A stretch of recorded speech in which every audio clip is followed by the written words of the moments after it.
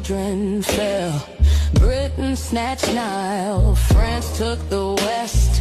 Germany grabbed land like it passed the test. No language in common, just rule and divide.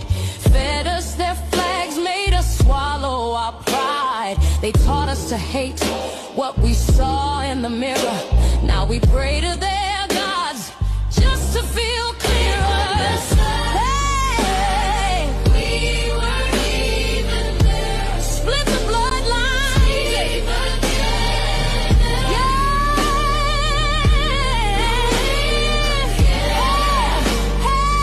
Names not our own.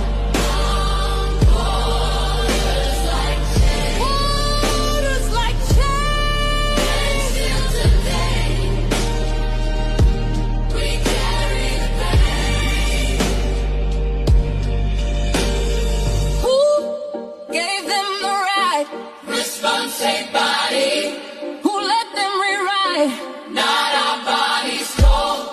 Who drew the line? Through our souls. Colonial goals. What they stole, we'll reclaim whole. We are the story they tried to control. But memory's a drum and truth don't sleep. Our roots run deep where their cuts ran steep. Now we rise with fire in our name, burning their maps, reclaiming our flame. Burning their maps, reclaiming our flame. You carved us up. We rise again. One Africa. Yeah.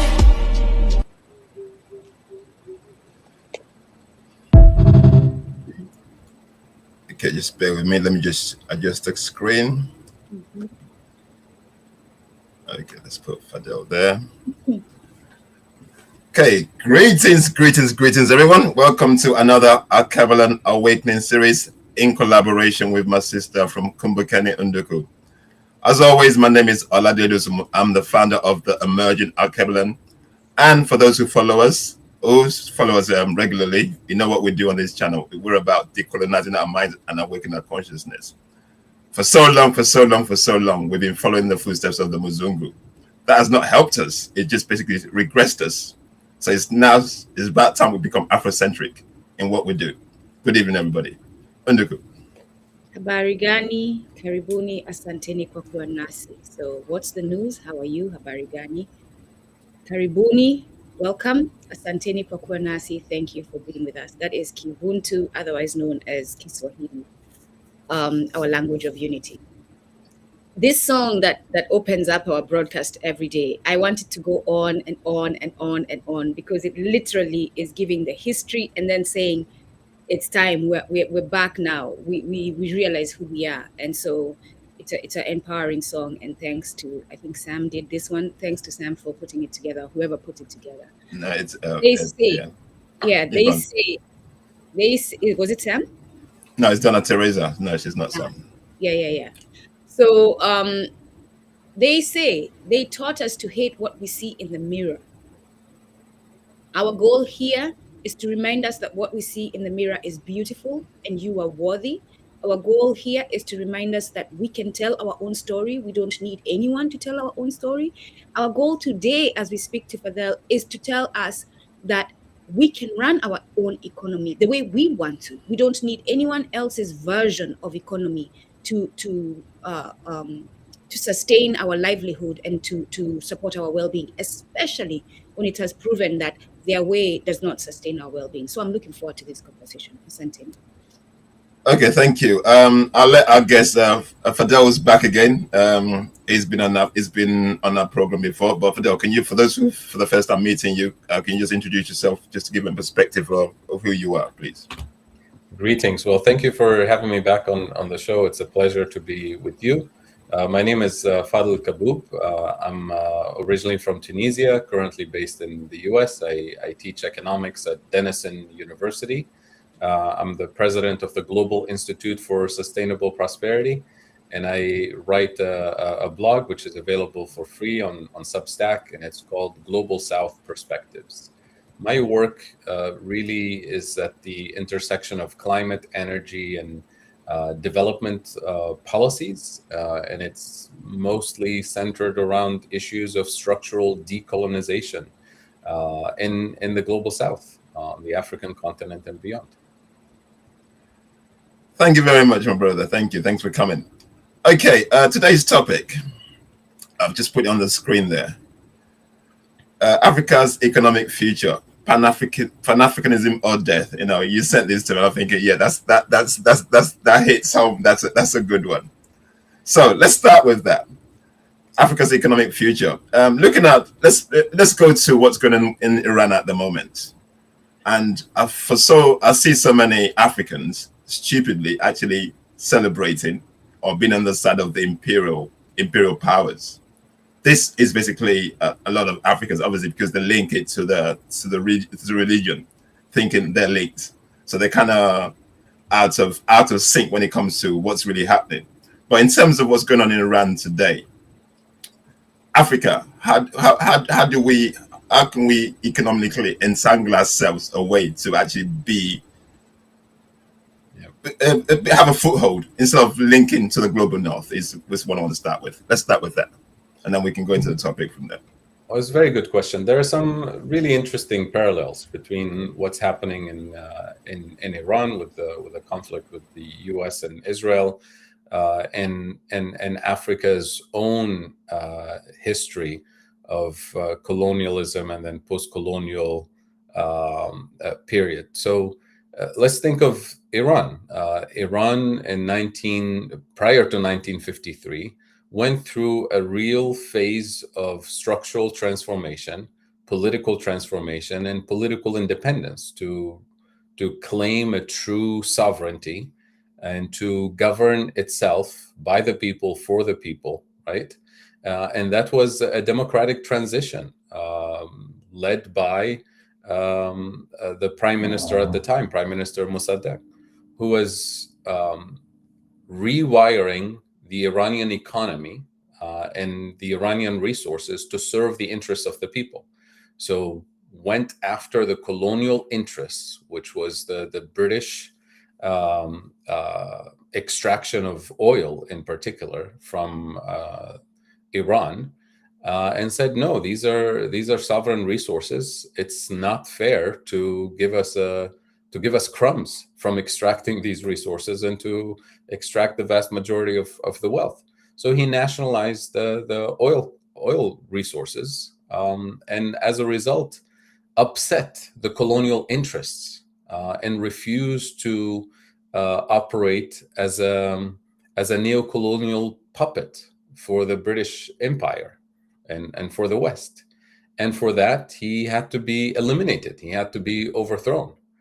And overthrowing him wasn't going to be enough, because if you overthrow a leader of a democratic and sovereign state, it's possible that democratic and sovereign state will put in place a new leader that is also democratic and sovereign and serves the interest of the people. So he had to be overthrown and replaced by a puppet of the Western economic interest and geopolitical interest. So that regime was the Shah. So reintroducing essentially the monarchy, a puppet of the Iranian regime from 1953 all the way until the Iranian Revolution happened in the 70s, that established the current regime that we have, which is the Islamic Republic of Iran. So that rebellion that led to overthrowing the Shah was not anti-democratic in a sense. It was the people reasserting their sovereignty over their own country and refusing to be a satellite nation that serves the interest of the West. So that clearly upset Western interests one more time. And since then, Iran has been under sanctions, almost for 50 years now, the most severe sanctions in the history of the world. And because the Iranian revolution regime from the 1970s was confident in its mission and its goals of restoring and strengthening national sovereignty, the sanctions essentially acted as an additional incentive to double and triple and quadruple the commitment to national sovereignty, and to anticipate that Western interest will not stop at interference and external sanctions and isolation, but will eventually do what we see today, which is attempt to essentially erase a civilization from the map, because Iran is not just a country. It's a civilization, thousands of years, and you don't destroy a civilization within a few days, like some people expected, especially when it's a civilization that was ready for the last 50 years, waiting essentially and expecting a military campaign of the scale that we're seeing right now. So back to the continent, the African continent, and the lessons that we can draw, the parallels that we can draw. On the African continent, we had the same history. We were the colonies of Western empires, whether it's the British Empire or the French Empire or the Portuguese colonial interest, and so on. And at some point, we gained political independence. And in many, many African countries, as part of that independence struggle, there was a strong commitment and understanding that gaining political independence, territorial independence, was an unfinished job, that it was just part of a process, that the most important aspect of the independence was economic decolonization, structural decolonization. So several of those early independence leaders went head to head with that structural decolonization. And they either lost their lives or were overthrown, sent into exile, or put in prison, because they challenged the model that was going to be introduced after independence, which is we're going to allow the natives to have their own selected president or prime minister, as long as they act as a puppet for imperial and colonial interests. The same way that the regime in Iran at the time, the Shah regime in Iran, was established to do. So the lesson from Iran is that once Iran recognized that economically it needed to be sovereign, then they spent the last 50 years under sanctions, building their own national economic sovereignty, food sovereignty, energy sovereignty, technological sovereignty, including the defense industry sovereignty, to manufacture and deploy their own military capabilities, to manufacture and deploy their defensive capabilities, their intelligence capabilities, because they knew that they cannot survive an external attack without having without relying on their own resources. Now, does that mean that they did everything from scratch? No, it means that they had to reverse engineer some technology with their own capabilities. They built alliances and partnerships with like-minded nations who knew that they need to engage in a win-win partnerships, not as colonial masters, but as true partners, right? And this message of satellite nations and independence was truly alive and well on the African continent. If you remember the voices of the early independence leaders, from Ghana to Tunisia to Algeria to Tanzania, where our leaders made it very clear and said that their foreign policy position can be summed up in one sentence: friends of all, enemies of none. friends of all, satellites of none, right? We're equally sovereign in this world. And that was never accepted by colonial powers. They accepted the territorial sovereignty, but they never accepted that an African leader can actually assert that their country is equally sovereign as England or France or Germany or any other Western power. So it's the important thing for us, for our audience, for our continent, is that we learn from this history, and we understand that if we don't assert our Pan-African sovereignty, and I insist on Pan-African rather than national, for technical reasons, for economic reasons. That's why when you asked me what should we call this episode, I said let's call it Pan-Africanism or death. I mean, it's just to be very clear why this is so important, because when you look at the economics of self-reliance, of sovereignty, of industrial development, the economics doesn't add up if you're a small country, because in order to industrialize, you need what we call economies of scale. In other words, you need to manufacture a large volume of a particular product in order for the price per unit to become competitive, in order for the quality to improve, because the cost per unit becomes lower when you produce a large volume. And when you have a small internal market, you're going to flood your market before you hit those economies of scale. So the economics doesn't work if you're a small economy, which means you have to rely on exports. But now, if you're trying to industrialize, relying on an export market, good luck trying to do that today, competing with made in China, made in Japan, made in Germany, made in everywhere else. And you're already at a disadvantage in terms of technological capabilities, in terms of market access, and so on. So it's not going to happen. What you end up doing with so-called industrialization in Africa and the rest of the global South, you end up manufacturing a small component in somebody else's industrial policy. So you remain a satellite nation. You remain technologically dependent, locked at the bottom of the hierarchy. So Pan-Africanism gives us a way out.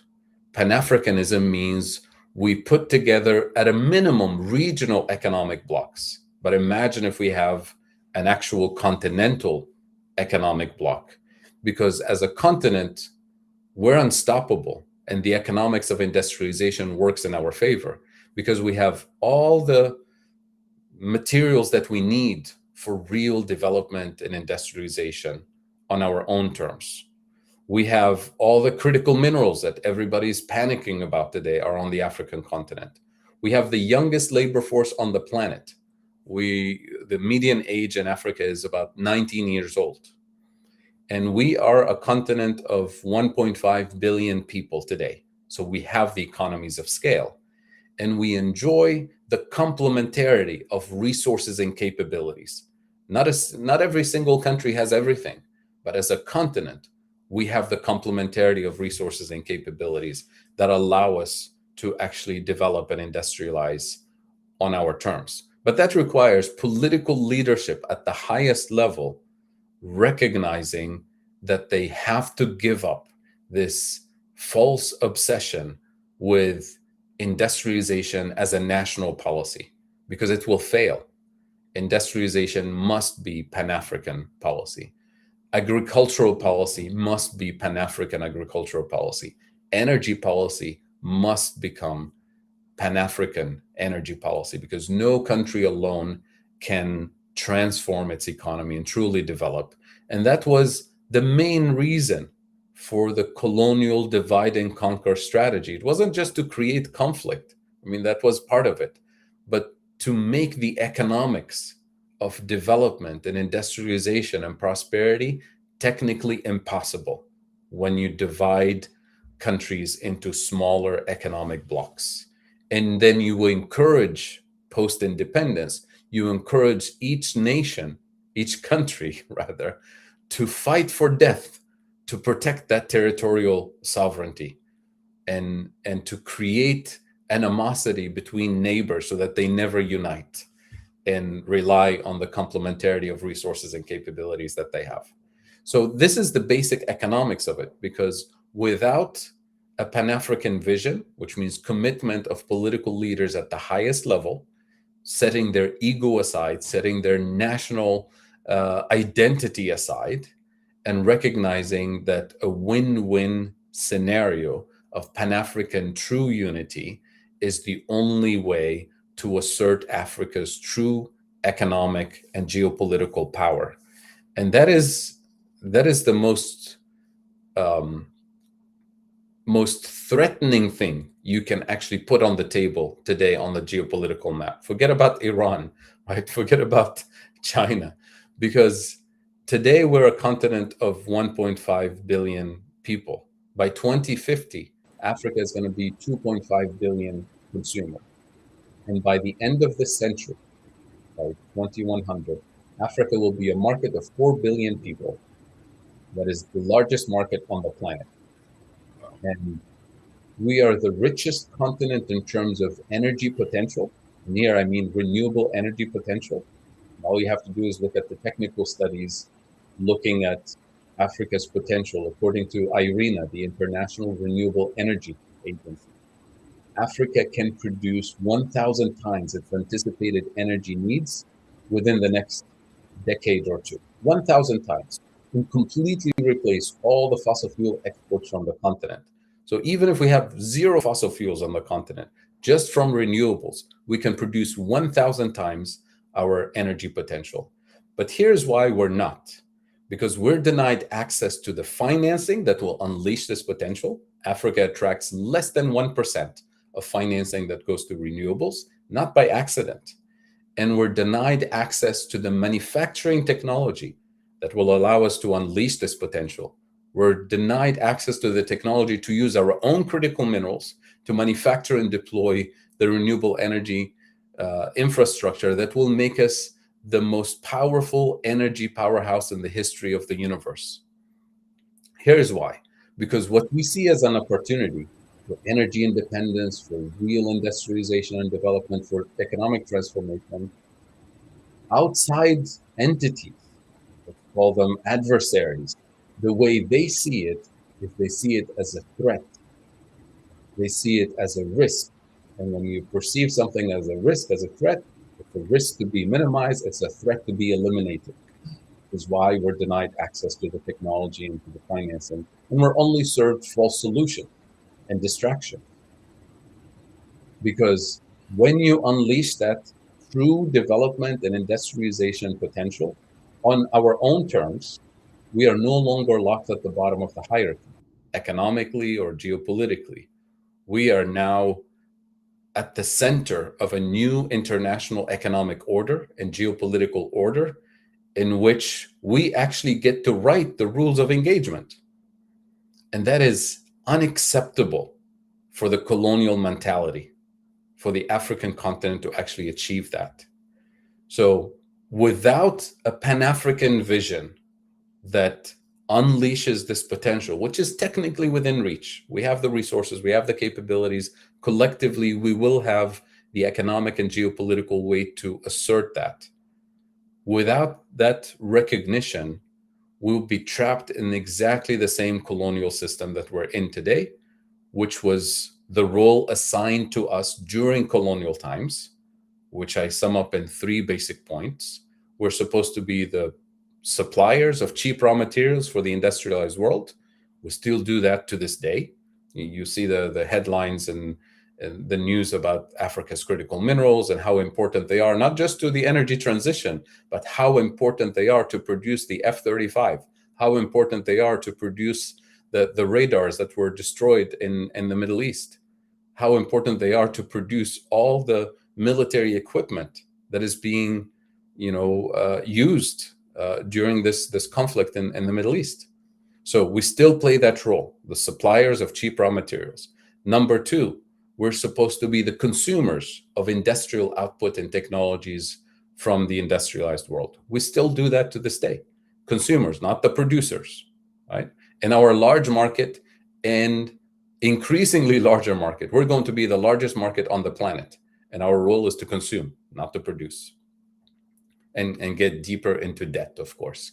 And number three, and most importantly, we're supposed to be the place where obsolete technologies, assembly line manufacturing, that is no longer needed in the industrialized world, is outsourced to us under the label of cooperation and development and job creation and partnership because we're partners. But effectively what it does is that it locks us permanently at the bottom of the hierarchy, at the bottom of the global value chain, at the bottom of the geopolitical hierarchy.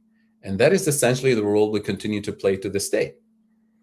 So it's Pan-Africanism, unleashing our full potential as an economic powerhouse, a geopolitical powerhouse that gets to write or rewrite the rules of international trade, of finance, of investment, of the rules of the international system.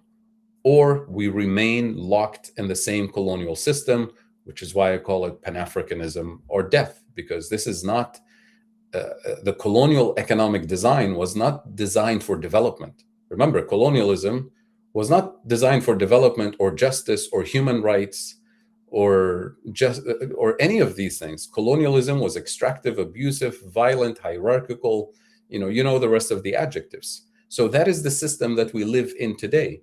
But somehow we live under this illusion that an economic system that was not designed for development or justice or democracy or human rights, somehow we want it to create democracy. We want it to deliver human rights. And we wonder, why is it that our system is not producing democracy?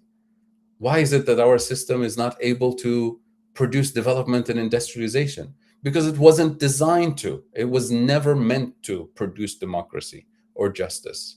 Pan-Africanism, on the other hand, is the only system for the African continent that has a chance of producing development, industrialization, protecting human rights, labor rights, delivering justice, and delivering all the sustainable development goals that we're currently failing to deliver.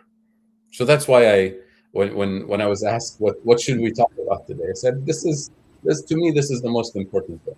And I'm glad you set it up in the context of making a comparison between the situation in Iran and in Africa, because the parallels are there. We're talking about an imperial colonial system that will perceive as a threat any global South country that would challenge the existing hierarchy on the economic front becomes a threat that needs to be eliminated.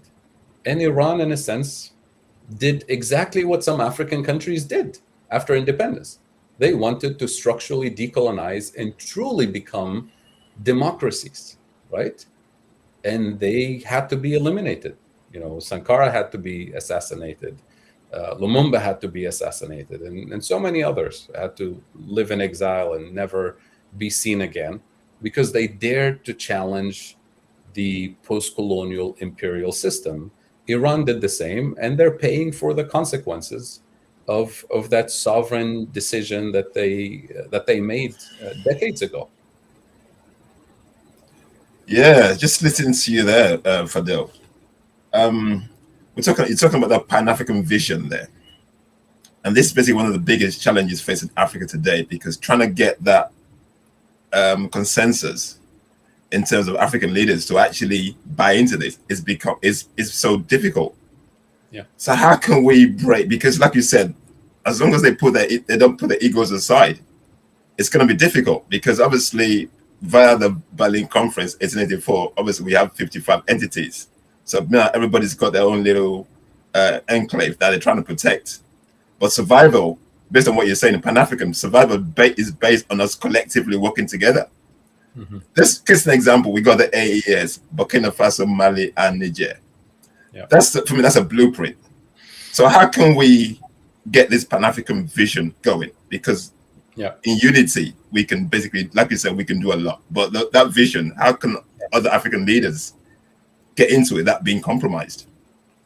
Well, you don't inject Pan-Africanism in like a vaccine. Pan-Africanism is an ideology that you get to engage in, you learn, you embrace with dialogue. So what we see in Burkina Faso and Mali and the Sahel countries in general is political leadership that has developed the mental capacity, intellectual capacity to fully absorb the meaning of Pan-Africanism beyond the slogan, and to actually activate that ideology at the highest level of the political hierarchy. And we have a small sample of 3 countries who truly see this as a win-win for their national security, for their economic sovereignty, and so on. That is a good foundation. Now, what we need is a few other political leaders, because it's not going to happen all at once. And some political leaders, I will not name names, will never come close even to embracing or understanding these ideas, because they're just not wired for this kind of thinking. I sometimes joke some of our political leaders are better qualified to run for the European Commission or some other political role outside the continent, because they serve European interests sometimes more than I know who qualifies for that. My president, Tinubu. I'm not going to name it. There are several. But the point is that we start with political leaders who are at least inclined to think and act differently. They may not be fully Pan-Africanist in the same way as Ibrahim Traore or you and I are, but at least they're intellectually open to learning, engaging in a critical perspective about alternative approaches that will unleash our potential. And that's where you start the conversation and you focus on the technical aspects. At least from my perspective, I'm an economist. So I approach Pan-Africanism from a technical economic perspective, and I demonstrate to political leaders that the economics of Pan-Africanism is by far superior to the economics of national economic development, because the economics of national industrial development is a trap. It's a colonial trap. It's never going to work. The entire system is economically wired to produce underdevelopment. So as long as we can engage in a technical conversation about their role as a political leader to deliver to the economic needs of their people based on the technicalities of it, their chances of delivering on that are much, much higher under a Pan-African cooperation, even at the regional level. We're not going to have the entire continent at once, than at the national level. I'll give you a very simple example, because we can start. It's like training a small child. You're spoon feeding them at first until they learn how to feed themselves. So start with the following.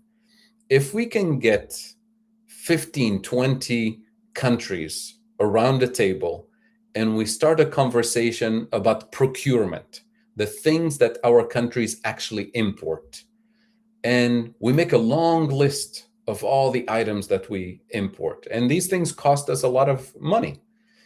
And we realize from that list that basically there's a huge chunk of these products that we all import more or less from the same suppliers. But we go to these suppliers individually and we pay the market price, where the supplier has the upper hand in the negotiation. But if we bundle up all of our procurements as one block, as one group, and we go with a larger order, right? So now we have a bigger economic weight. We have a chance of getting a discount, actually, right? And the supplier will be more than happy to give you a discount, because you're actually saving them a lot of money and headache, because you're organizing and minimizing and giving them more efficiency. So just by bundling our purchases together, we can save a lot of money. And ministers of finance love saving a lot of money. So we can technically get them kind of moving, like small baby steps. And then the next step becomes, oh, wait a minute, we were able to save 10% on the cost of imports of these items. Let's say we're all importing, I don't know, irrigation equipment. I'm going to make this very simple. water pumps and things like that, or hospital equipment, things that hospitals purchase all the time, the basic supplies and things like that. And then you realize, wait a minute, all of this irrigation equipment, it looks like pretty simple technology.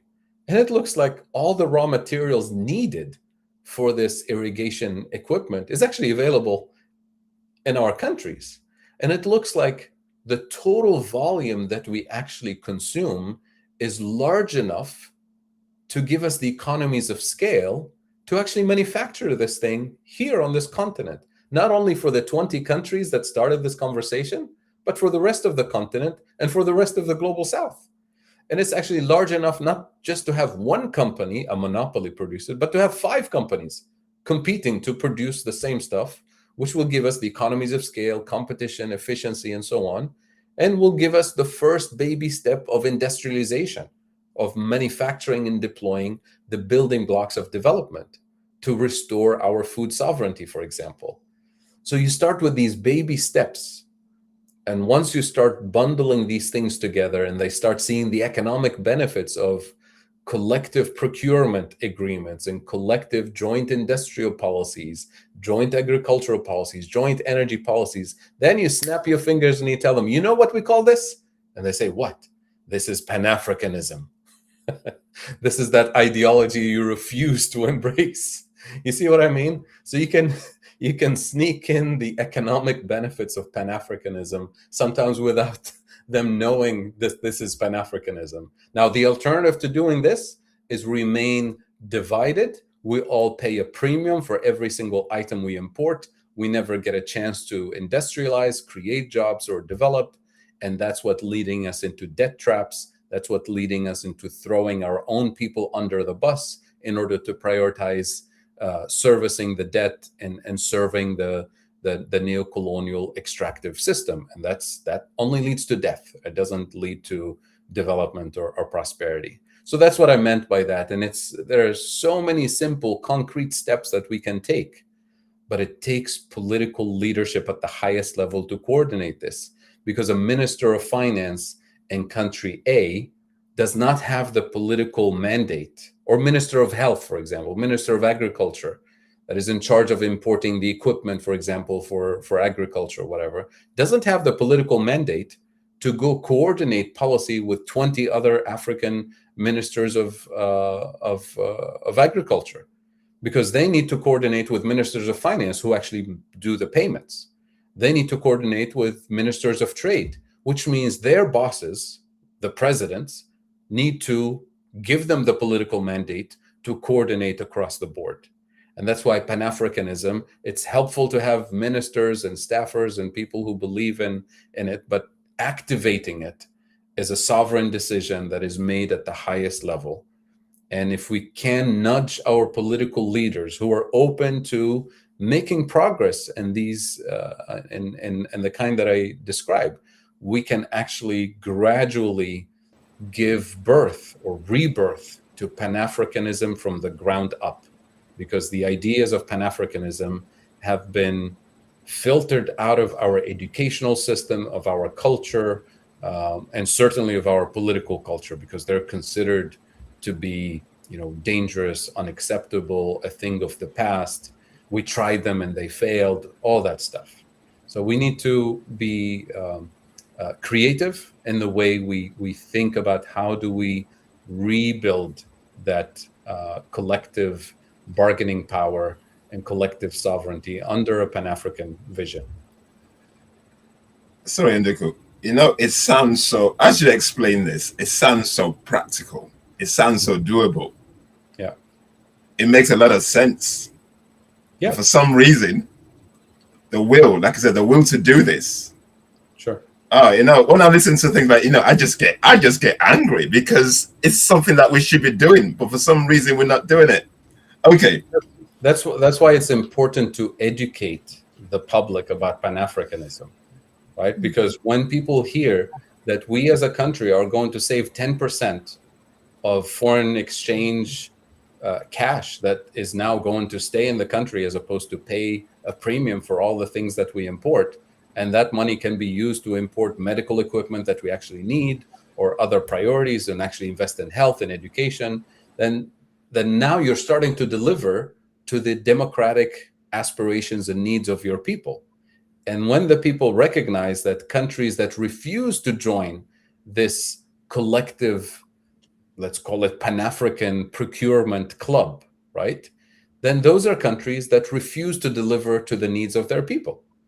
And when you empower the people from the bottom up with knowledge of the world of possibilities, economic possibilities, quality of life possibilities that Pan-African cooperation can bring, then they become like you. They get really angry that their leaders are intentionally not joining a Pan-African club that will deliver better quality of life for them, and insisting on remaining an isolated neo-colonial satellite country for Western interest. Then those leaders are rather mislabeled as leaders, but they should be labeled as misleaders, right? And if we truly have a democratic participatory system, like many of our countries claim to have, then the democratic process should bring actual leaders who will join the Pan-African club that will bring prosperity to their people. Yeah, I agree. Unduku. Yeah. So a few things for me. It's very hard. I'm trying to go back to where I said something about democracy. It's very hard for me to be in conversations like this when I am an anti-capitalist, anti-democratic Mwana Ubuntu, right? So in other words, saying that even the way we are heading with the conversation is still very Western. And I understand it's going to take some years for us to get ourselves to a place where we can have clearly an African conversation that's not influenced by Western culture. But before I go on, to everyone watching, look behind Fadhel, take note of the books that are there. You must read each and every one of those books. Yeah. Especially Walter Rodney. Africa by Walter Rodney, especially techno-feudalism, if you want to understand what is going on and how you are participating in your own,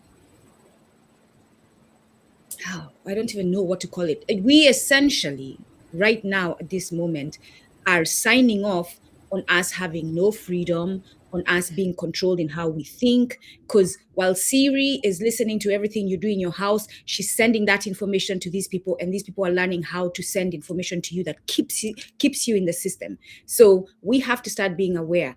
You will not find Siri in my house and Alexa, that's the other one. Those two spies, you'll never find them in my house. If they're in my presence, it is not my house or it is not my choice. But we need to start. We do not need Alexa. We do not need Siri. Damn it, use your fingers and your brain and type in the question. You do not need a spy to tell you or to do the work of get me this song. No, because she's doing more damage to your family and your community, global community, than she is helping you. So this thing that we have gotten to, and I know it seems like I'm ranting, but I'm not. I'm taking this opportunity to mention something that I just realized as we're having this conversation that I need to point out because of the book that's behind Fadhel. This intellectual laziness that we have, that makes us embrace things that are going to destroy us. We must rid ourselves of it, myself included, so that we go back to doing things manually because we are preserving our well-being. All progress is not good. And especially looking at the way I put out a video about Yorugu. Mama Arimba Ani has explained to us that to them, progress is destruction of others. That's progress. Destruction of others is how Western entities look at progress, and then their uplift. So it's funny, Fadhel, you said what you said before, because I had written in my notes, I believe Africans' unity, empowerment, and sovereignty is the biggest threat to imperialism. I truly believe that. Forget Iran. I'm not saying these entities are not significant. They clearly are. But the biggest, the one main threat, and it's never talked about because that's how big it is and that's how masterful these criminals have been at hiding it because of how important it is. The empowerment, the unity and sovereignty of Africans globally, that is the biggest threat to imperialism and this culture that we live in today. Sheikh Anta Diop, in his book, Black Africa under the 15 Steps of African Unity.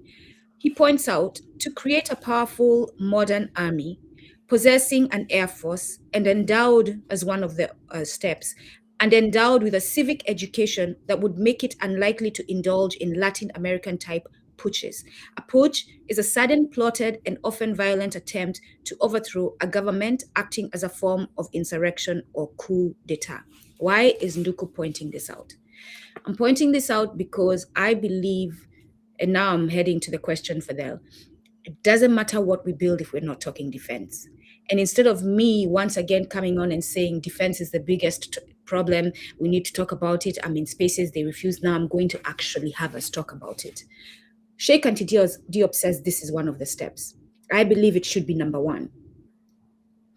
He also says that these people that we train must also have civic education so that they're not likely to be co-opted, to be paid, to be used by CIA and other operatives to sabotage their own communities. That's what he's saying, that these armies, not only should they be physically prepared for an army and united, but they must also mentally be committed to Africa and to Africans, that they cannot be swayed otherwise. So speak to that, Fadhel. The idea, first of all, that this is the most important conversation we should be having before we even move to economy.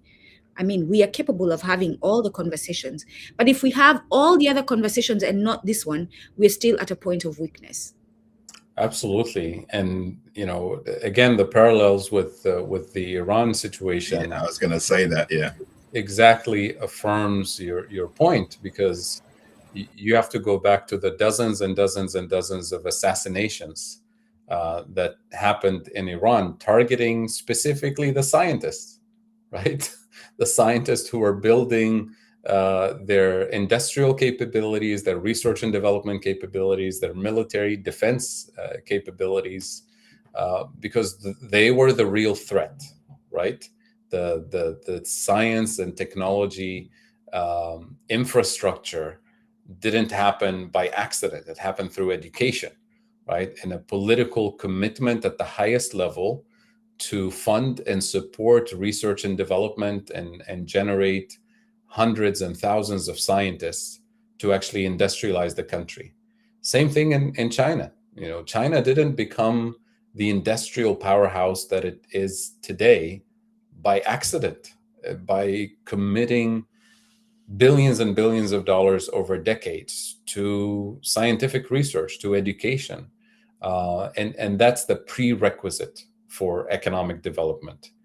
I wouldn't neglect this. So when we talk about, you know, Pan-African industrial policy and development and this opportunity we have, a big component of it is how do you protect your Pan-African vision, not just as an intellectual idea, but how do you physically protect it? You protect your infrastructure because it will be sabotaged. You protect your scientists that will actually be the lifeblood of economic development. More important than oil or gold will be your scientists who will be innovating and developing and keeping your industrial and agricultural capabilities moving forward. So defense is a big part of it. And when you start from scratch, from a position of full dependence, military dependence, you're already in a weak position, right? And this is the reality of the vast majority of our defensive capabilities on the African continent. We're relying completely on technology that is imported from the major arms manufacturers in the global north. So the question becomes, how do we produce our own technological capabilities in the defense industry? And that's why you have to go back to the foundation. You can't do this without education. You can't have a defense industry or industrialization period without an energy system, without research and development systems that don't just feed into military spending, because that's also an economic drain on resources. But you have to have an economic system that generates economic activity in the private sector that delivers better quality of life and health and so on, but also can feed into developing regional defense capabilities. Once again, African countries, one by one, cannot become sovereign on the defense side by themselves, because military equipment is pretty expensive to manufacture. The research and development that needs to go into it is, why replicate it 54 times when you can do it as a regional cooperation endeavor and actually leverage the complementarity of resources and capabilities? But that also means, as you do this, you assert your actual territorial sovereignty. Because when you have foreign military bases scattered all over the continent and satellites, controlling every single move of every single African on the continent, supposedly for security reasons, then you're vulnerable, right? So all of this is heavy lifting that cannot be done one country at a time, and cannot be done in isolation of the economic system, right? So it's like building an aircraft and flying it at the same time. You can't do industry without agriculture. You can't do agriculture without energy. You can't do energy without water. And you can't do any of this without defense. And you can't do defense without industry, without energy, without education, and all of that. So all of these things have to be done at the same time, which is why this is not something that ministers of defense in Africa are going to resolve, because it's beyond their pay grade, so to speak, because they have to coordinate with ministries of agriculture, ministries of finance, ministries of research and development and education, not only in their own country, but across the continent, which means their boss, the president, has to have this conversation at the national level with all their ministries, and has to have this conversation with their counterparts in neighboring countries, so that we start coordinating across all ministries and operate as a federal Pan-African governance system that is sovereign, that is complementary. And so that's why these conversations need to start at a head of state level. And it's overwhelming, and it's a big conversation. But if we don't have it at the heads of state level, where is it going to happen? And the civil society level, it's not going to go anywhere, right? Is it going to happen on podcasts and webinars and things like that? Well, of course, it's nice to have these conversations to generate knowledge and generate strategies and so on. But activating these strategies requires heads of states who fully understand and absorb and believe in these kinds of strategies. This is basically why we need, this is basically why we need the likes of thinkers like the guys from the AES, because like you said, they've absorbed and they've understood that this is basically the way forward. Yeah. If only we can get more African leaders. And this is for those people watching. If your leaders, and I've said this on the podcast before, if your leaders are not thinking like the AES trio, then know straight out that they are compromised.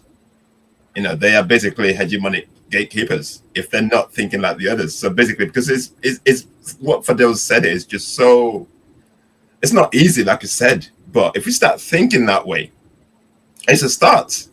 And that could galvanize, because we have the youth, like I said, we have the youngest youth population in the world. And imagine the trigger if we have leaders who are actually thinking this way. Imagine the backing and the immense power that the youth have behind it. You know how powerful that is. Yeah. And this is why we Africans are not thinking. We're thinking so individualistic that we're not thinking collectively how we can actually pull all these things together. And this is the key, because once Africa unites, it's game over for the rest, for the global north. And they do not want that. That's why they're doing everything they can to keep things the way it is. And we Africans need to look beyond that. We need to understand that we cannot keep doing the same thing over and over again and expect different results. It's insanity. Yeah, absolutely. And the fact that this is not easy. I mean, this is why we call it a struggle. I mean, we call it independence struggle, not for the lack of words, but because it is a struggle. If it was easy, it would have been done. And that means that political leaders today who are not fit for a struggle, in some cases literally not fit because they're 80 years old or older, then they really need to step aside and enjoy their retirement in the village or at the beach or whatever, and have younger political leaders who are fit for the struggle, who are ready for this really challenging job. I mean, we're not talking about easy work here. This is not an easy ride. So we also have to give our political leaders some grace, those who actually choose to take this pathway of actually working hard to build this Pan-African consensus. That it's not easy, and it's not going to be without obstacles, but it's easier when they commit to it. It's easier when they have the backing and support and engagement of the push from below, of the labor movement, of civil society. It doesn't mean that we agree with everything they do and we support them blindly. No, but we engage in critical thinking. We engage in collectively identifying the obstacles, the blind spots, the distractions, with the collective idea of protecting the vision, not protecting individuals, not protecting interests. And that's the only way we can succeed. But it's a struggle. Yeah, Unduku, you want to come in? I was about to say to African man, absolutely, it's a very good comment. And if it was left to me to run our continent today, they would be put in a certain place where they would dedicate all of their life moving forward to serving their community. I wouldn't let them go to their own homes. No, they're a risk to us. I wouldn't let them free. No, I would not do what others have done in the past. No, I would put them in an encampment. Yes, happily do so, and control how they move, and control what they eat, and control how, like, they would live a very good life. Honestly, I would treat them like human beings, but they would not be allowed, because they pose a threat, to leave the space where we put them. And we would make sure that their existence there is based on serving and repaying and repairing the harm that they have caused to their people. That is, we're going to do it in an Ubuntu way. So no. We're not letting our enemies go free. We're not stupid. All right. So Africans in the diaspora represent an enormous intellectual and economic resource to us all. What role, and I'm not just talking about the descendants of enslaved Africans in the United States, the Caribbean, and elsewhere. I'm talking about us all, even those of us who came willingly, right? Yeah. Because I came to the United States, as much as I hate being here now, because I came to the United States is why I am the way I am now. Because I worked and lived in close proximity to whiteness and the false notion of white supremacy is why I have the awakening and understanding that I have now, is why my mind was able to be colonized. So we are a huge gem, treasure, resource to the continent, to those even outside the continent who don't know exactly how the enemy operates, because we know. And then on top of that, we know the enemy's system. So we can identify it wherever it comes, even when it comes in ships, like the wolf in sheep's skin, right? So what role can the diaspora play in building Pan-African economic systems and Pan-African spirit? Very good question. The diaspora today is about 30 million people outside the continent. And the diaspora is already a major economic engine, actually, for the continent. The diaspora, the latest estimates I've seen, sends $90 billion to the African continent in remittances. That is actually the biggest financial inflow into the continent, bigger than foreign direct investment and anything else you can imagine. So the myth that foreign direct investment is going to be the thing that will develop the continent is exactly that. It's a myth. But here's the challenge with remittances.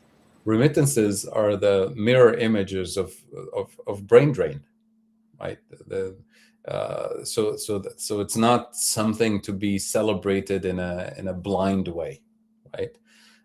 Remittances also come in small amounts, like tiny little transactions that are meant essentially to support families to pay for food and cost of living, and maybe invest in building a house for the family or building a small shop for the family. So the kind of economic impact of remittances is very different than the economic impact of public investment. Because when we say $90 billion, it's not $90 billion going to build hospitals and schools and energy infrastructure. That will be a very different impact. This is $90 billion mostly to support consumption. And when we operate in an economic system on the African continent, just on the food front, where as a continent we import 85% of our food, a lot of that $90 billion goes to pay for importing food, for example.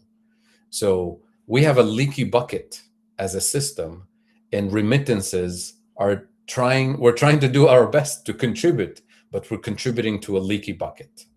So the African Union not only has the 5 regional economic communities on the continent, but the African Union also formed the 6th region, which is the diaspora, right? Now, on paper, we technically have the infrastructure to mobilize for real structural transformation. But for a variety of reasons, which we can do a whole show about the African Union and why we're failing to leverage, we're talking about Pan-Africanism for an hour now. We have the African Union, but it's really not a Pan-African institution in the full sense of the term, for reasons we can discuss. But the point about the economic power of the diaspora needs to be leveraged and oriented in a way that allows us to unleash this full potential. So do we have the think tank infrastructure, the communication infrastructure to pull together the 30 million in the diaspora under a coherent vision and leadership to actually leverage the resources and capabilities, both financial and intellectual capabilities, for transformative purposes? Not yet. We don't have that infrastructure. There's several attempts, and I'm engaged with several organizations that are attempting to put together the infrastructure for the diaspora to actually contribute in a transformative way, not just in the form of remittances and tourism, but we're still lacking that leverage. So the potential is there, but we're not there yet.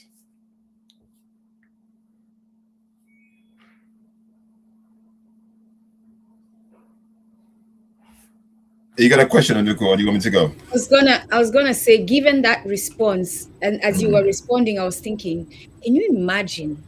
And we've said this before, Ladele, as we try to do fundraisers. Can you imagine if even if it's half the amount of people decide, this is the power of the money we send. What if we intentionally put it in a collective space? So how much money do I send per month to my family? Let's say $100, right? Let's be very, very liberal about it, or conservative, I should say. $100. And so take 1 million, we're billions of us. Take 1 million of us, send $100 into a collective bucket, right? That, let's say you have let's reduce it to $10 a month, $10 a month. What that could do if we intentionally, and we decide this year, we're going to target education. We're going to patiently be like Iran and be patient and steadfast, because that's what I'm learning from Iran. And I'm just going to say right now, if we're talking about cheering, I am 100% understanding Iran's position right now, because Iran's position is our position. Yeah. We're under attack and we're defending ourselves. So if we are patient and we say, as Africans collectively, we're going to give $10 towards something, Even if we say, okay, we trust you, Traore, can you organize a collective where we're going to send money and we'll protect it in Burkina Faso? Let's open a place in Burkina Faso. Let's say that's what we say. And we're going to send money patiently. 1 million of us who come together and agree, yes, we're going to do this. $10 a month. And we're going to send it there. And at the end of the year, we're going to have a gathering, Mbongi. We're going to have a Mbongi, where we're going to come together and say, okay, what thing do we want that money to go towards today? Right? And we do that for several years, where we just put the money in, it's collected. At the end of the year, we come, okay, we invested in education. How is it going? Is it self-sustaining? Or it's not? What's needed? Let's put it there to make it self-sustaining. If it is self-sustaining, what else can we invest in today? I'm just trying to show you all, like in a practical way, the power that we have that we're not doing. Absolutely. Yeah, but that requires a collective vision, right, that embraces Pan-Africanism. And to be honest, I don't think we have it yet in the diaspora. It can be put together, but we don't have that infrastructure yet, because otherwise we'll be contributing a lot of money into leaky buckets everywhere that don't add up to a Pan-African infrastructure on the continent. Because what you described here, we can put together resources to a particular country to set up an entire network of Pan-African educational institutions for the best and the brightest of the continent to produce the next generation of Pan-African thinkers and political leaders and intellectuals that will become the actual political leadership that we need in the next 20, 30 years for us to activate this vision. If we want to be steadfast and patient and long-term investors in a Pan-African vision, if we assess today and realize, well, we don't actually have what it takes in terms of intellectual capabilities at the highest level. The system is so fraught with neo-colonial intellectual thinking and manipulation. Then we have to invest from the ground up. Then that would be a commitment, right? A network of, elite intellectual institutions funded by the diaspora to produce the best and the brightest in every single field under Pan-African vision. You're saying that and you're putting ideas into my head. So, yes. But you are. So the thing is quickly, as you say that, because we have to hold each other accountable too. It cannot be elite. We cannot think that way. No, I meant elite in the sense of we're producing the best and the brightest in the Pan-African system. I get then we multiply the network. I get what you're saying, but again, as we gather, we have to check, because you're not hearing yourself and how it's, you know what I'm saying? So we have to remind that it's not that. It is that we will invest in our people, and all are capable who are willing to sharpen their mind and get and use, because not everyone can be an engineer, but we can nurture people to see who can be an engineer. And this is what Fadhel is talking about. And those are the people we will take. The others will perform other roles, right? But those who can build the skills that we need will be invested in. And this is what he's saying. So I'm just trying to correct our language so that we are very clear about what we are talking about. Yeah. Go on, Olade. Yeah, so you're putting these thoughts in my head, and me and Nduku, we talk about this all the time because we invite guests all the time. And this is a challenge for all of those who are listening to what Fadhel is saying. It is possible to do this. It actually is very, very possible. But why are we not doing it? Why are we not creating these systems, structures, policies that's gonna use all these things? Because guys, we can complain all we want, we can whinge and do whatever and get frustrated, but the solutions are in our hands. Because like somebody said in the chat here, we can never wait for our leaders to do this. We the people need to be the grassroots movements that's going to push this forward. So why are we not doing it? How do we do it? That's the question. Can you help me? I think we can, and we have like-minded colleagues who started with nothing. Just before we started the show, we were talking about a network of academics in the US and Africa who established a Pan-African online university based on Ubuntu principles with very limited resources, offering educational services under the umbrella of Pan-African and Ubuntu educational philosophy. And that's just an effort of a few individuals with very little funding and very little resources. Now imagine if we put the diaspora with all of its economic weight under a coherent vision that addresses education, research and development, agriculture, business, infrastructure, an entire network of transformative investments across all sectors under a coherent vision.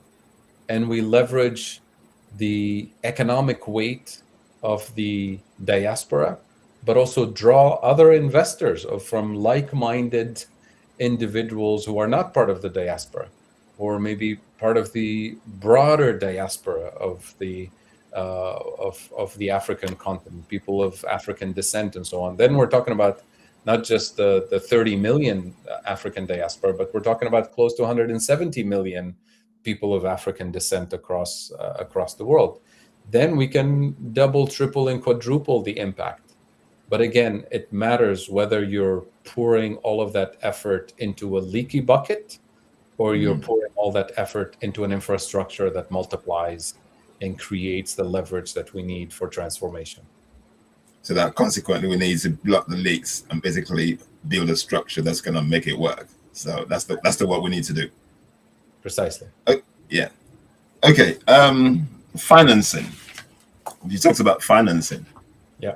So why do we keep going to? We know when we go to the hegemonic powers of the global north, the financing that you're talking about, we're not going to get it from them because it comes with strings attached.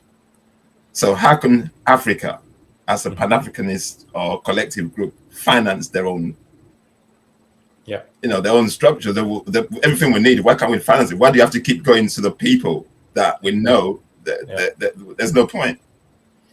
Absolutely. So you may have heard me talk about the $0 joint industrial policy, Pan-African industrial policy, and it addresses precisely this question of financing. Because as I described earlier, imagine we have this block of African countries. We've already agreed at the highest level that we're going to have a joint industrial policy with the complementarity of resources and capabilities, with the economies of scale that we have. And we pre-negotiate, because we don't want to reproduce the same injustice of the existing system. We pre-negotiate the distribution of the value chain. We pre-negotiate the ownership structure. We pre-negotiate the distribution of the wage and profit share. We pre-negotiate the enforcement and protections of labor rights and human rights and biodiversity rights, so that we're not reproducing the same system of extractivism. Imagine we've done all of our homework on our own terms to produce a new model of development and prosperity on African terms. Imagine we have all of that. Then comes the financing. Each country pays for its labor domestically and its national currency. No country, even today, pays its workers in dollars or in euros. We pay in national currencies. So you don't need to borrow money from abroad to finance the cost of labor. The raw materials from the continent, we don't need to pay for them in foreign currencies, because within our economic bloc, each country pays for its own natural resources in its own national currencies. So that's not where we need the external financing. Normally, the external financing, the dollars and the euros that are needed, come in when it comes to importing the manufacturing technology to manufacture and deploy the infrastructure that we want to produce. This is where the $0 policy comes in.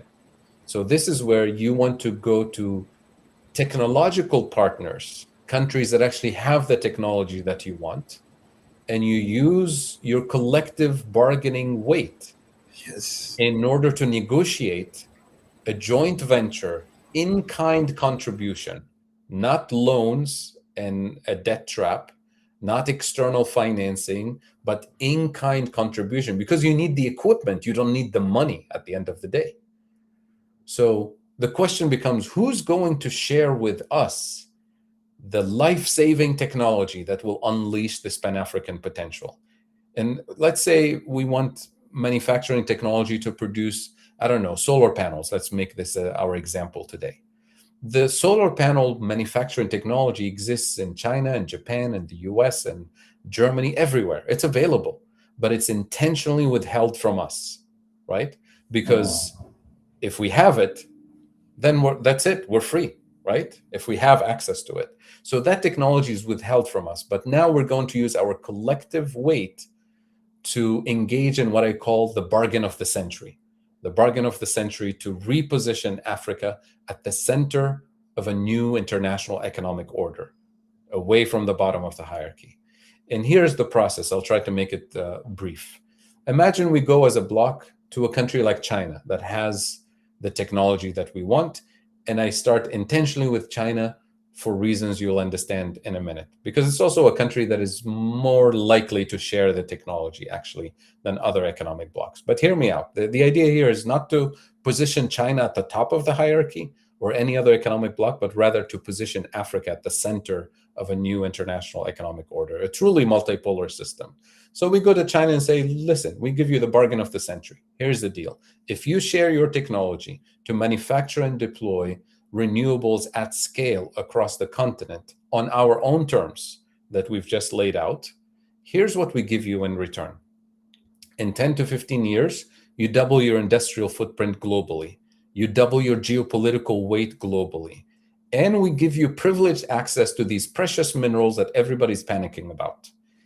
In addition to that, because we are going to be the largest market on the planet in the next few decades, we will give you privileged access to this largest market on the planet with the fact that if we truly industrialize with this partnership, not only will have the biggest market on the planet, but we'll have the biggest market with rising purchasing power, because we're the youngest population in the world.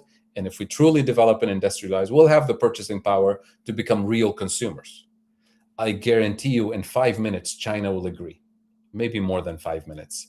But basically, they'll agree. We can talk about why that is the case, because it's not really a threat to China in any way. And there's few other reasons for it. But the idea here is not to give everything to China and position China at the top of the hierarchy. The idea here is to trigger this process. And notice, this is $0 industrial policy. No need for external financing, right? The idea here is to trigger the process and go to another country, let's say Germany, and say, hey, Germany, we'll give you exactly the same bargain we just gave to China. If you agree to share technology to manufacture and deploy wind turbine technology on African soil, on our terms, non-colonial terms, right? Real partnership, in-kind contribution, no debt, no external financing. At that point, Germany can't say no, because they say no, we go to Japan. Japan has wind turbine technology. If they say no, we go to the US. If they say no, we go to France. And if they all say no, we go back to China. China has the technology and will allow them to quadruple their economic and geopolitical weight. So at that point, no country can refuse, because they know they will lose to China. And then we go to France and say, we want high-speed rail manufactured and deployed on our terms, using our labor, our resources, our economies of scale, in-kind contribution as a win-win partnership. We're not asking for charity. We're giving you a market share to partner with us. And if they say no, we go to Spain. They say no, we go to Japan. They say no, we go back to China. They have the best high-speed rail technology actually today. So the idea here is to draw all the other major economic blocs and actually compel them to undo their colonial mentality and to become true partners in sharing technology, and put them in a situation where if they refuse to give up their colonial engagement with Africa, they become the isolated global minority, because we are the global majority. The global South is the majority of the world. And now we rewrite in this process, we're not putting any country on the top of the hierarchy, we're positioning the global majority at the center of a new international economic order in which we rewrite the rules of trade and investment and the rules of geopolitics, and including the rules of defense, the rules of peace and prosperity on the global majority's terms. Now, this is technically possible, right? It's possible. This is where the seeds of Pan-Africanism that we described in the beginning of the show will unleash that potential without any debt traps to redraw the map of the world under a truly multipolar system. That's why I always say there can be no multipolarity without Africa being positioned at the center of the system, not at the bottom of the hierarchy. And it's truly an endeavor that I don't think we've seen in the history of the world, because what we're trying to do here is truly improve the lives of more than billions of people across the global south, truly undo the power of colonial and imperial forces in the global south. And we're doing this, if you go back and review the vision that I just laid out, we're doing this without throwing our people under the bus. We're doing this without invading any other country. We're doing this without enslaving any other people. It's never been done in the history of the world, right? All of major empires, in order for them to rise to the top of the hierarchy and to dominate in one way or another, they had to commit genocides. They had to throw their own people under the bus. They had to abuse nature, right? And we're doing this in a sustainable way. We're not going to abuse nature. We're not going to abuse our own people. And we're not going to invade any other country. We're going to invite people to share our true wealth and rewrite the rules of the international system under truly Pan-African Ubuntu philosophy that really delivers justice, peace, and prosperity. That is the vision. And we're inviting the world to participate in this. Yes, it's a call to action. And there's no revenge, right? Because a lot of people in the global north fear revenge for the years of colonialism. Say, no.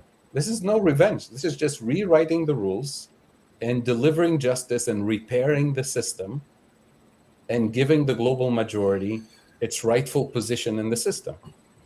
And we're not going to throw the global minority under the bus.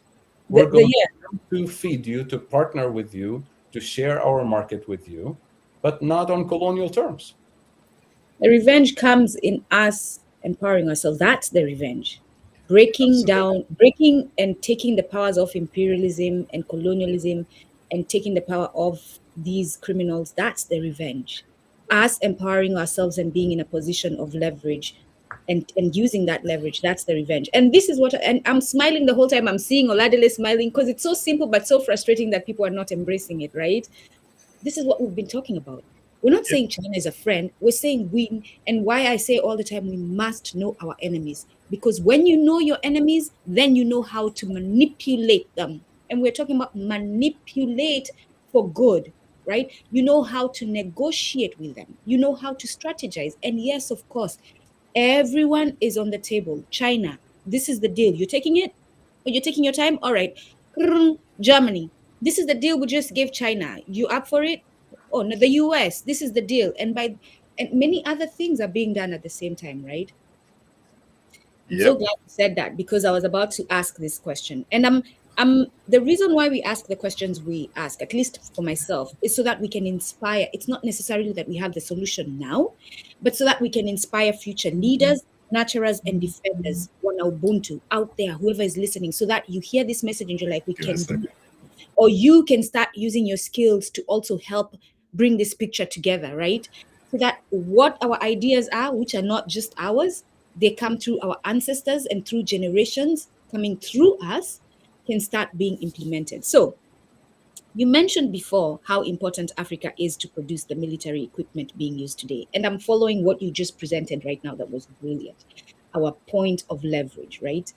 If we are indeed the power that produces the military weapons that are being used, that we think will be used to attack us if we stand strong, why then do we as one Ubuntu, as Africans, think we are incapable of defeating the West and foreign enemies, especially after the presentation you just gave?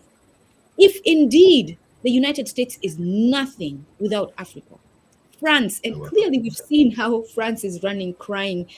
Just the thought of Africa is leaving them, and the access to resources in Africa is making them panic, right? Why are we as Africans sitting out here talking about, but we can't do that, we can't do that, we can't do that, when clearly we are the machine that is running everything in the world today? Well, for a very simple reason, because what I described here, this geopolitical bargain of the century, requires us as one unit, as one block, using our collective bargaining chip. But if we're divided, what we essentially have country by country is a slice, a small slice of a bargaining chip. And that doesn't allow you to bargain for anything, right? You have no chance of bargaining with China or France or Germany or anybody else. So that's why I go back to the title of this episode. It's Pan-Africanism or death. Pan-Africanism is that collective, bargaining chip that allows us to reposition ourselves as the global majority in our rightful place, and to reset and rewrite the rules of the international system on principles, on decolonial principles of justice, peace, and prosperity for all, not just for us, right?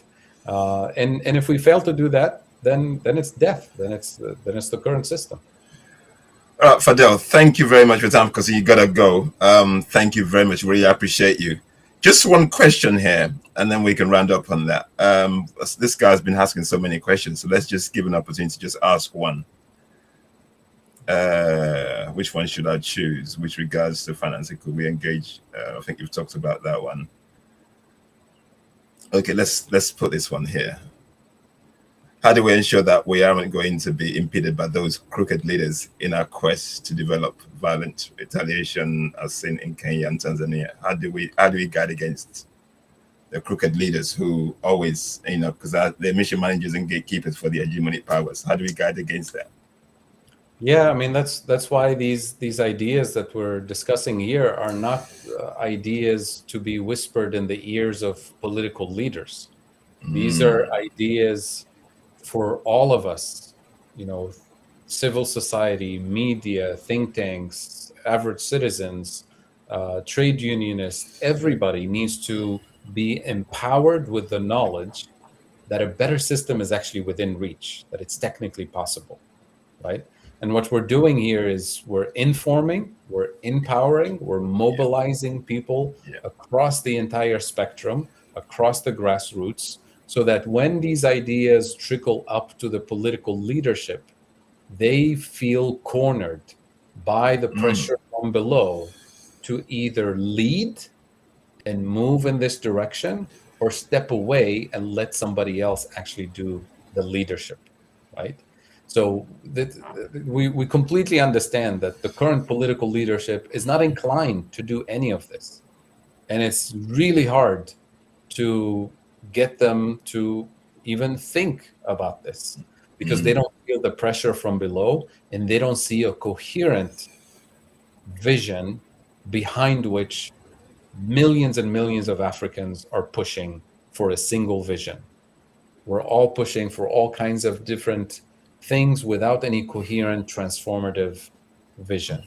And my effort and kind of summarizing and kind of putting together this comprehensive vision is for all of us to engage with it, assess it critically, build on it, but then get behind a single framework that captures everything, right?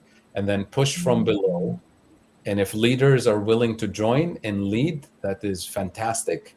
If they're not willing, then the pressure from below will push them aside until we find the right political leadership to activate this vision. Fadhel, thank you very much. I really love what you've given. Basically, and why are they not listening to you, though? Why are they not listening to you? Because I know you go into all these spaces, you're everywhere, you go into these meetings. Why are they not listening to you? Because you have the solutions right there.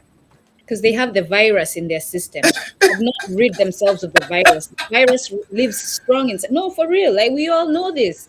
They are thinking like the white man. They think that they are individualistic, right? They have embraced Western culture. We have to remove the virus for them to hear Fadhel and us. So let's continue being consistent about removing the virus in our brothers and sisters. Absolutely. Anyway, Fadhel, thank you very much, my brother, because you got a dash. Thank you. We appreciate you coming. I'll be in touch. Thank you very much, my brother. Thank you so much. Thank you very much. Unduku, let's carry on for another few minutes just to break this down. Yeah, you want to invite them to come up if they want to come up, the audience? Give me a second. Let's just wrap it up within ourselves and we can go. Okay. Yeah. I saw you, like, it's interesting, right? Because you're happy he's saying all these things, but you're frustrated, which is our constant emotion, right? Because it is so simple yet so hard. It is so, like, tomorrow we could decide we're on this page and we all move. That's how simple it is. And this is literally what the West did. One day, maybe after several conversations like we have been having, they decided to pick up the phone and someone decided we're going to have this. And sometimes it's only one person. Like we just talked about in January, what was it, Davos? One man runs that thing. Yeah, imagine. One man came up with that idea, one man. And then because he has resources, he can pay and bring on other men and women to support that thing. But one person. So, but they were on the same page. At least they understood their vulnerability. Then they understood their power if they come together. And they called each other and showed up in Berlin for the Berlin conference. They did that. So flip it, wana Ubuntu. Let's have our own conference of unity, of Pan-Africanism, of liberation. And it's not these nonsensical conferences that you've been having, all of you, and fighting as to who's leading it and where it's going to be and what nation had it last. No, we're not doing that nonsense. And again, I sound like I am being irrational, but I'm not. I understand the power it takes, and so does Fadhel, and so does Oladile, and so do many other people, to fight this war. And so I'm not in the business of entertaining you if you're talking about when we show up to that gathering, you need to be called Your Excellency. And that's the thing you're focused on. I will shut you down because I understand that already now we have a weak mind coming to that conference. All protocols observed. So I will shut you down. And if you're strong enough to withstand that shutdown and still show up, I will know you're ready, right? But Oladile, it's true. We're not having this gathering with weak minds. Weak minds that must be treated a certain way so that they can contribute. You already know now this person is not qualified for the warrior mentality that is needed. It's not ego. It is a clear understanding of what must be done. And it's not my idea. Or Nduko, you think it's your way or no way. No. What did I read when I started? That's one of the people who's inspired me. What were the books behind Fadhel? Walter Rodney. If you want to blame how I talk, blame Walter Rodney, blame Sheikh Anta Diop, blame Chancellor Williams, blame Malcolm X. I'm saying this is not just me who thinks like this. It is the ancestors that ran through me, speaking through me. So it is our way, wana Ubuntu, and get on the same page as us. Or we die. You know what? I'm listening to Fadhel and I'm inspired. It's a call to action. Me too. Guys, this is not for everybody because everybody's going to listen to this and they're just going to just whisk away and they're not going to take it to mind. But this, what Fadhel's talking about is not for everybody. And me and Nduku have been on this for a while and we're talking about this. It's about like-minded Africans. We need to build this from grassroots up. We need to educate. We need to basically build something. And this man has just given us the strategies, plain and simple, of what we need to do. It sounds so simple, but without the commitments and the willingness to do this is why we're struggling. And the main problem, or the main thing that faces Africans, the main reason why we're struggling is because of our egos, like Nduku said. Our egos, individualism. Basically, guys, collectively, it's not about one person, it's about all of us collectively building together. Imagine how many of us would get together and do things. Imagine if there was we have 3 countries that the AES. Imagine there was 10 to 15. Can you imagine the power, the leverage that we're going to have based on what Fadhel was saying to us? And if it's not government level, even community level, stop thinking about what you're going to bid for yourself. Yeah. That's the biggest challenge. What are you going to benefit for yourself? Because most people want to go in there thinking, what's my return on investment? Capitalism. Right. If there's no monetary gain, we don't want to do anything. And this is basically why most Africans, well, that's why we're not moving, because it's not, everything's not based about money. Ubuntu was built by collectivism, by communism, basically coming together, offering what they have to build. Whatever skill set you have, you put to the table and we build together. So it's not just about money alone. We've got so many things that we can do as Africans, but as long as we keep looking at it from an Eurocentric, capitalist, miseducational point of view, we keep missing it. Because if you keep coming to the solutions with your European miseducated mindset, and this is basically the people that I engage with, this is basically how they come at this all the time. Because, okay, capitalism, yeah, we have to do, no, it's not that. It's beyond that. We need the resources, yeah, but we can get resources when we all pull together. Well, it's amazing. What, yeah. Do you want to, let's go through the questions in case we can answer them, right? Because we have done our own knowledge gathering. We might be able to answer them. We have. Okay. As Oladele is saying too, this is not about names. Like, this is not about names going in. And Oladele, as you say that, I'm thinking, you know how we learn about our history and the great things we did, but there are very few names that you know in that history because most of everything was done collectively.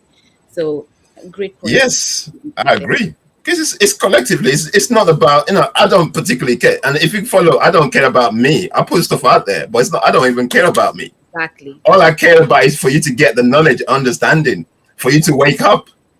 Some of us are going to be used as the vessel that's going to wake other people up. We've accepted that role. Me and Nduku, we accept that role. That's basically our role, to wake people up. But it's not about us. And then other people, whatever in your own skills or whatever you can contribute to this awakening process and to building, let's do it. It's not about the capitalism that I have to gain all the time, because that's basically what's holding a lot of us back. That's basically the impediment, the fact that, if I contribute that, what am I going to get? You're going to get rewards. Rewards is community. You're going to be, community. There's going to be a lot more people awakened. There's going to be a lot more people empowered. That is your rewards. That's the reward. Let's stop thinking from the capitalist viewpoint. That's basically what's basically messing us up, all of us. Yeah. We need resources, but the resources are within us. And I'm just listening to Fadhel talk, man, and it's just like this guy's not singing fella songs to my ear. That idea of sitting with China in that way, that's what I've been saying all along. Like, China does not have to be a good nation. But you understand what China needs, right? Leverage. So you move and go and sit with them, having that conversation. We are seeking liberation. We're taking our liberation now, China. You still need this. We're willing to move with you this way. These are the areas where we are not strong, but we believe you can help us in these areas. So if you're willing to support us, we're going to commit ourselves to you so that you can achieve what you need, as long as it is not. And again, Chinese culture has similarities to our culture of Ubuntu, as long as it's not harmful to society. That we will not take about their culture. That harming nature. Go on, let's go to the questions and see which ones we can answer. Okay. Let me see. Are we really gonna? Okay. Are we just gonna sit down? Okay, that's not that one. I've got some. With regards to financing, could we engage our respective diasporas and the funds they remit? Okay. I mean, he spoke to that. He spoke about that. Yeah, he spoke about that one. Yeah. So as individuals, it makes no difference. And that's what he said. In my notes, he says, we send $90 billion to Africa in remittance, but remittances currently are a brain drain and should not be celebrated blindly, because remittances are not moving in a collective way. They're moving individually. And individually, like when I send the $100 to my mom, she buys food that is imported food. It's not really helping us. So we need to think of a way that we are going to put this money in a collective and start moving it intentionally towards projects that are going to liberate us. That's what he said, essentially. Oladele, I don't know what you took from that. Yeah, I'm okay. I've got an example, and that's an example, because at least I give them respect that they're doing some ADDI. They're doing something. I respect them for doing that. Maybe in terms of the capitalist way of doing it, maybe I don't agree with, but the fact that they're actually getting people together to do something, that's an example there. So when you have a group of people who have the right intentions, we can actually do this. And this is something that we can copy, but build it around the Ubuntu concepts. But does ADDI want to work with other organizations, or does ADDI want to be known as the organization that that's the thing. That's the thing. That's the question. Working together and not being mentioned. Yeah, and that's what we're saying. Together. That's the problem. That's what we're saying. It doesn't have to be about one organization. It has to be a collective of organizations. So basically, you don't impose yourself on others. Come as a group. Like we've encountered this before. Some group where we used to go in, where some people want to enforce themselves and be the front. And this basically, and it's all about egos. So in order for us to do this, we need to put our egos in the garbage can, because basically it's not about you. The name of your organization doesn't show up. It is a collective of when Ubuntu came together to build this. Yeah, because remember we experienced this a couple of years back. Yep. Yeah, I agree with that. Yep. Right. Okay. The next question there: How do we get rid of uncooperative leaders? Well, that's a conversation for behind closed doors.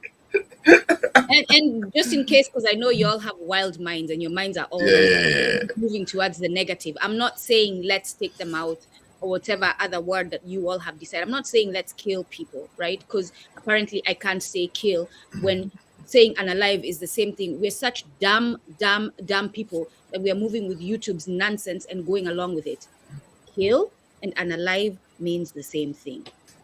What you just did in moving from saying kill to unalive is accepting to be controlled by these criminals who have no moral ground. Like, they are killing while telling you can't say kill online. And you're accepting that. So that's not what we're proposing. It would be done in an Ubuntu way, but we would understand that they have moved a certain way and are enemies, and we must. I was very clear about it, Oladele. We'll have them in spaces where they're cared for. Yeah, you did say, and they can pay the price there. Yeah, and maybe in that space we will re-educate them so that they, and when we test them and we watch them and see them, and if they're moving in an Ubuntu way, they are released back into the community. But they'll be fed well, they'll be educated, they'll be given all the needs that human beings have so that they can live happy lives, but they will not leave that space because we understand they're enemies. Okay, I think this will be the final one there. Is there any way we can bypass the leaders and start the principle ourselves? I think Fadhel's spoken about this. He did talk about this, and it's basically grassroots. And this is like we're saying, just build. Let's build. I'm going to be in Nigeria. I've had people around me who we're going to start building grassroots movements. We're going to create educational spaces. We're talking about an eco-community village, things like this. We can do from grassroots. And like Fadhel said, once we start putting these things in place, then we push the governments. We pressure them. We pressure them basically to be part of it. Because if you wait for them, they ain't going to do nothing because they're so compromised they won't do nothing. But if the people pressure them, say, you know what, this is working for our collective interest, they would have no choice. Yeah. But remember also, he gave the option where when we were giving the idea of, for example, Burkina Faso, right, is the one nation where we believe the leader is moving in the way we are proposing. And we start putting institutions there that are going to start training the people that will take over leadership. That it's a committed understanding that here we are today, we are not capable, but we must be capable in 5 years. And in order to be capable, we're going to invest, and this is what we're going to do. And in those 5 years, we're going to take young minds. And I said the other day in one of the videos I put out, the politicians we need might not be the current leaders. They might be the youth. They might be the people, the wananchi, the children of the nations that are out there, right? Some lady who is out in her garden who knows what must be done to serve her community. It might be that. Getting those people, taking them to these spaces of educating them, re-educating them, and then releasing them. When we are ready, they will take over. And we, the people, will push out the misleaders. Yeah, and we basically need to be there to guide, because some of us have to be. Everybody has a role in this thing. Every single one of us has a role. We all have a role. So there's no little effort, because you imagine a little drop here and there, just building together. The person who feeds us. Yeah, imagine. And I've heard in some spaces where people are saying, okay, for example, I'm Nigerian.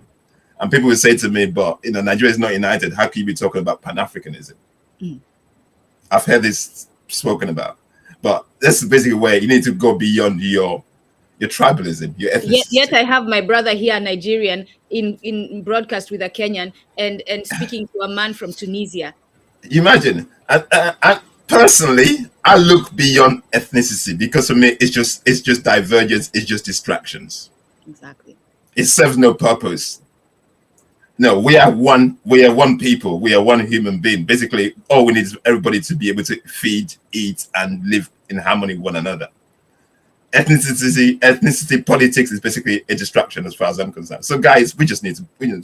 That reminds me, like a small way that you can analyze this power. I recently was in a space where a white person asked me, the person that you host, is that your brother in the UK?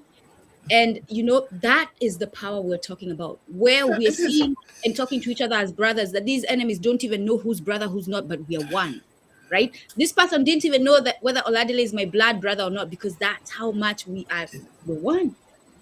Yeah, and this is so that's why, guys, just look at your brothers. It doesn't matter where they are. No. They are you. And the moment you accept that, and the moment we get that into our brains, we can start moving strategically together. Because the moment we start aligning and being in unity, guys, I'm just listening to Fadhel, and mate, I'm gonna post that video again for those who missed it. I'm gonna post it again. You gotta watch that video, man. It basically gave us the solutions there, right there.